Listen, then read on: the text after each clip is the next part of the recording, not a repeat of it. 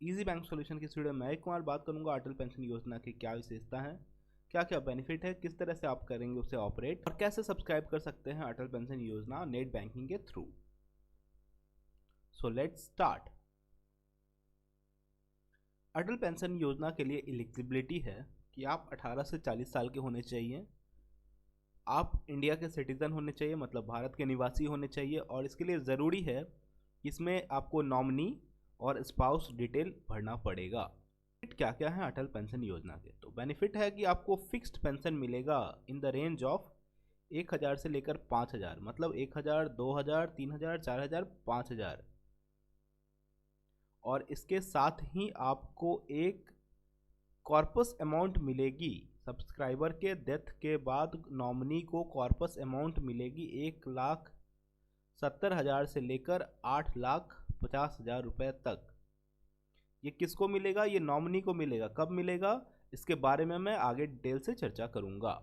यहाँ पर 1,000 रुपए के मंथली पेंशन का कंट्रीब्यूशन चार्ट बना हुआ है। एज के कस्टमर को कितने रुपए कंट्रीब्यूट करने पड़ेंगे पर ईयर, और उस हिसाब से उनको 1,000 रुपये मंथली पेंशन मिलेगा। और इसके साथ ही कॉर्पस अमाउंट जो मैंने बताया कि 1,70,000 रुपये नॉमिनी को मिलेगी, वो यहाँ दिया हुआ है। इसी तरह से यहाँ पर 5,000 रुपये मंथली पेंशन के लिए कंट्रीब्यूशन चार्ट बना हुआ है, और यहाँ पर कॉर्पस अमाउंट भी दिखाया गया है 8,50,000 रुपये। अटल पेंशन योजना सब्सक्राइब करने के बाद क्या आप अपना फ़ोन नंबर, एड्रेस ये सब चेंज कर सकते हैं? तो जी हाँ, आप बिल्कुल चेंज कर सकते हैं। आपको ब्रांच जाना है, एक रिटन एप्लीकेशन देना है, और वहाँ पर आपको मॉडिफिकेशन के लिए एक फॉर्म दे दिया जाएगा। वो फॉर्म भर के आप जमा कीजिएगा तो आपका एड्रेस, फ़ोन नंबर ये सब चीज़ें बदल सकती हैं। अगर आपने एक बार अटल पेंशन योजना ले लिया तो क्या आप उस अमाउंट को, जो आपने पेंशन अमाउंट सेलेक्ट किया है, उसे बढ़ा या घटा सकते हैं? तो जी हाँ, उसे बढ़ा और घटा दोनों ही सकते हैं। ये आप एक फाइनेंशियल ईयर में एक बार कर सकते हैं, तो सोच समझ के कीजिएगा क्योंकि अगले फाइनेंशियल ईयर में ही फिर कुछ कर पाइएगा। अब अटल पेंशन योजना से एग्जिट कैसे हुआ जाए, मतलब बाहर कैसे निकला जाए, तो इसके कुछ केस होंगे। पहला केस देखते हैं कि वॉलेंट्री एग्जिट, मतलब 60 साल से पहले आप अगर बाहर होना चाहते हैं, हो सकता है आपके पास पैसे नहीं हो या फिर आप इस पेंशन योजना से खुश नहीं हो, तो आप इससे बाहर हो सकते हैं प्रीमेच्योर। इसके लिए आपको वॉलेंट्री एग्जिट फॉर्म अटल पेंशन का आता है, वो भर के ब्रांच में जमा करना है अपने केवाईसी के साथ। आपके अकाउंट से मंथली जो डेबिट हो रहा है वो डेबिट होना बंद हो जाएगा, और आपका जो पैसा कटा है वो इंटरेस्ट के साथ कुछ चार्जेस काटने के बाद 3 से 4 महीने में वो आपके अकाउंट में वापस आ जाती है, तो वो भी आपको मिल जाएगा। दूसरा केस है कि अगर डेथ हो जाता है, सब्सक्राइबर का डेथ हो जाता है, तो क्या होगा? सब्सक्राइबर का डेथ हो जाने पे आपको अटल पेंशन क्लोजर फॉर्म भरना है डेथ के केस का, और उसके साथ आपको सबमिट करना है डेथ सर्टिफिकेट। तो आपका अटल पेंशन योजना जो है उससे एग्जिट कर सकते हैं डेथ होने पे। अब डेथ होने का दो केस होगा।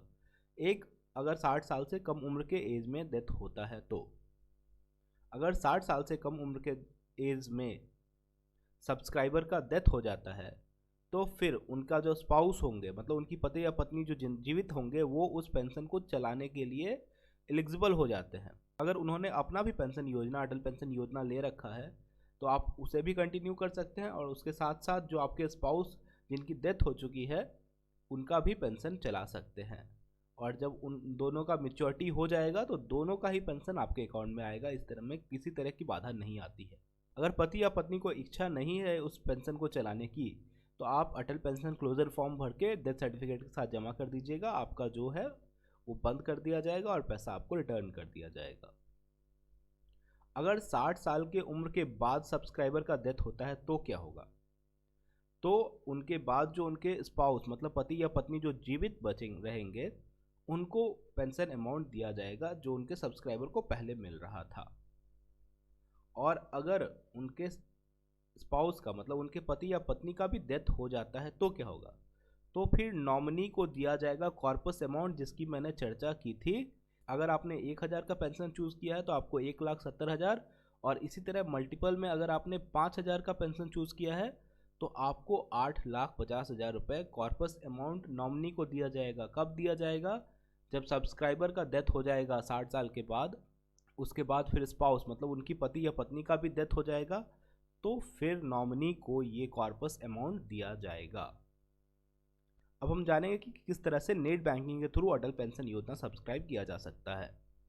अटल पेंशन योजना सब्सक्राइब करने के लिए आपको जाना है अदर सर्विसेज में। अदर सर्विसेज में यहाँ नीचे दिया हुआ है अटल पेंशन योजना। इसी तरह अगर आप PNB वन ऐप यूज़ करते हैं तो उसमें भी आपको गवर्नमेंट इनिशिएटिव्स करके एक फॉर्म बना हुआ है जहाँ अटल पेंशन योजना लिखा हुआ है, वहाँ से आप कर सकते हैं इसको सब्सक्राइब। तो अब इस पर करते हैं क्लिक। क्लिक करने के बाद यहाँ क्राइटेरिया, एलिजिबिलिटी और सारी जो मैंने आपको बताई थी वो सब कुछ यहाँ दिया हुआ है, इसे पढ़ लेंगे आप। और पढ़ने के बाद यहाँ करेंगे सेलेक्ट और करेंगे एग्री। अब यहाँ पर आपको पूछता है आपका कौन सा अकाउंट आईडी है, आपका टाइटल क्या है, आप सिंगल है या मैरिड है, आपका आधार नंबर क्या है, उसके बाद आपका सोशल सिक्योरिटी आपने कोई ले रखी है या नहीं, इसे यस या नो कर देंगे। आपका पेंशन अमाउंट कितना चाहिए, तो 1000 से लेकर 5000 में से आप कुछ भी सेलेक्ट कर सकते हैं। प्लेस ऑफ एप्लीकेशन क्या है आपका, आप इनकम टैक्स पेयर है या नहीं है। आपके नॉमिनी का क्या नाम है, आपके नॉमिनी के साथ रिलेशन क्या है, यहाँ पे दिया हुआ है वो सेलेक्ट कीजिएगा।